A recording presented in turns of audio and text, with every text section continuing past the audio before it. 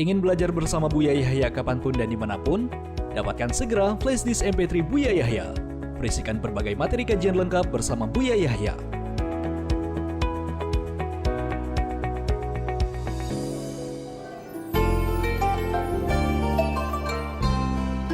Bismillahirrahmanirrahim. Assalamualaikum warahmatullahi wabarakatuh. Assalamualaikum warahmatullahi wabarakatuh. Saya Mila dari Majalengka. Buya mau bertanya, kebetulan saya punya anak yang menjelang akil balik. Buya, memang pergaulan dan HP itu sangat berpengaruh terhadap anak-anak.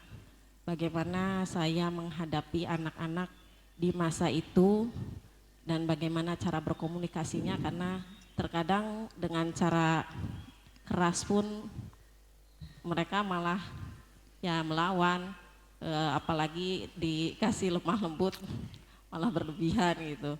Terima kasih. Assalamualaikum warahmatullahi wabarakatuh. Waalaikumsalam warahmatullahi wabarakatuh. Dalam mendidik anak, semuanya punya masalah dengan Anda. Anda tidak mungkin menjadikan anak Anda itu bukan kayak robot, on off-nya bisa Anda langsung yang bisa atur, tak mati, nggak boleh nonton, nggak bisa. Mereka punya nyawa sehingga dia bisa berjalan, punya otak, pikiran, punya hati, lebih dari itu punya pengalaman dan pergaulan yang berbeda-beda.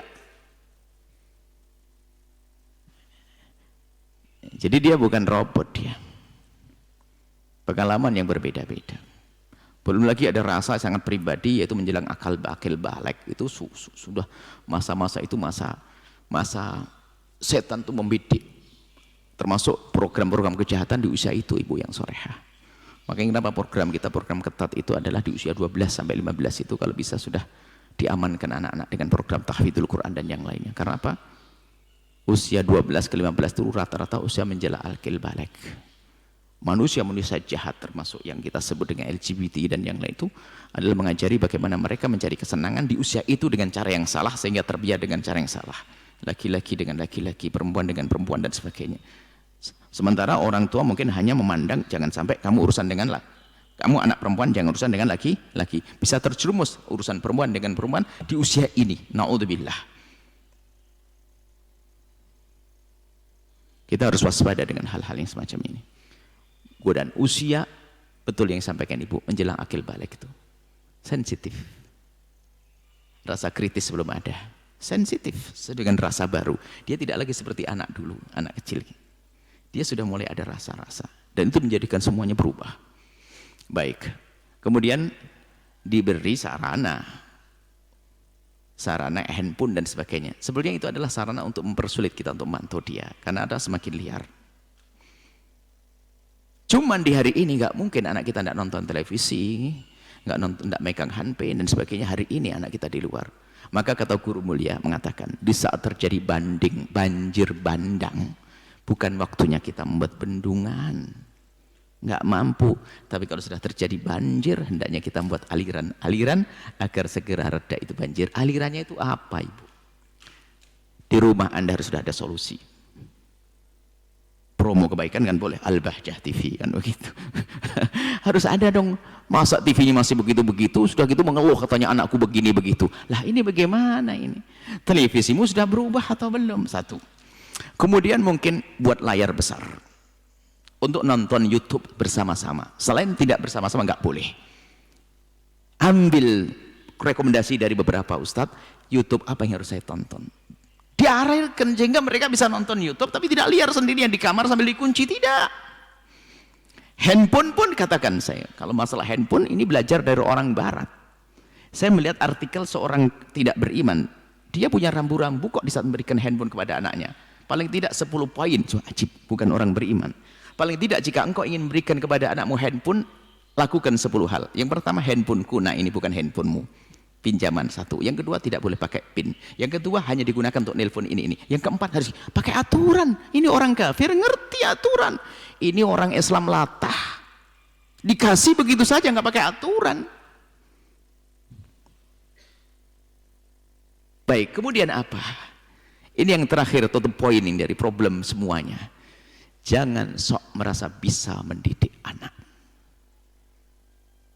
Siapapun yang katanya ustadz pun dia belum tentu bisa mendidik anak. Karena apa? Faktor kedekatan itu sangat beda. Maka caranya apa? Sadari kelemahan kita, maka kita akan minta tolong. Gimana cara minta tolong? Bisa saja Anda mendatangkan orang ke rumah Anda untuk mendidik anak Anda dengan bahasanya. Tapi susah. Oke. Pondok pesantren. Anda kalau di pondok pesantren, Anda tidak perlu lagi melarang dia pakai handphone. Bahkan Anda pun tidak perlu melarang dia nonton televisi. Lalu bagaimana anak saya sudah nggak mau masuk pondok? Bukan dia tidak mau.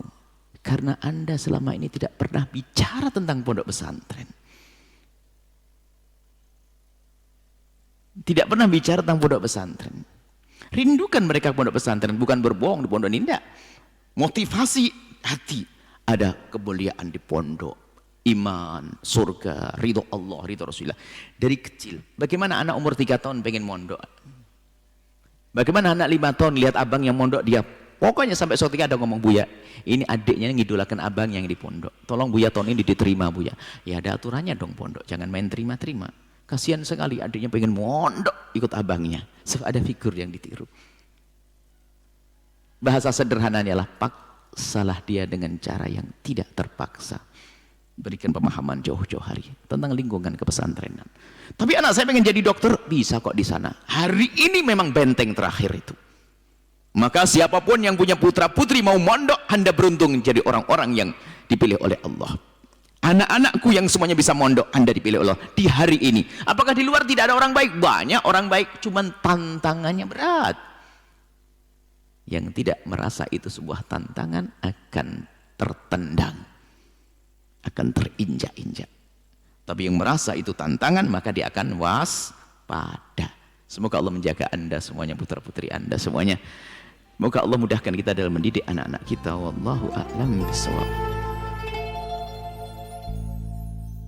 Sahabat Al-Bahjah TV, setelah menyaksikan video ini, jangan lupa bersolawat kepada baginda Nabi Muhammad. Shollu ala Nabi Muhammad. Allahumma sholli alaihi wa ala alihi wa sahbihi.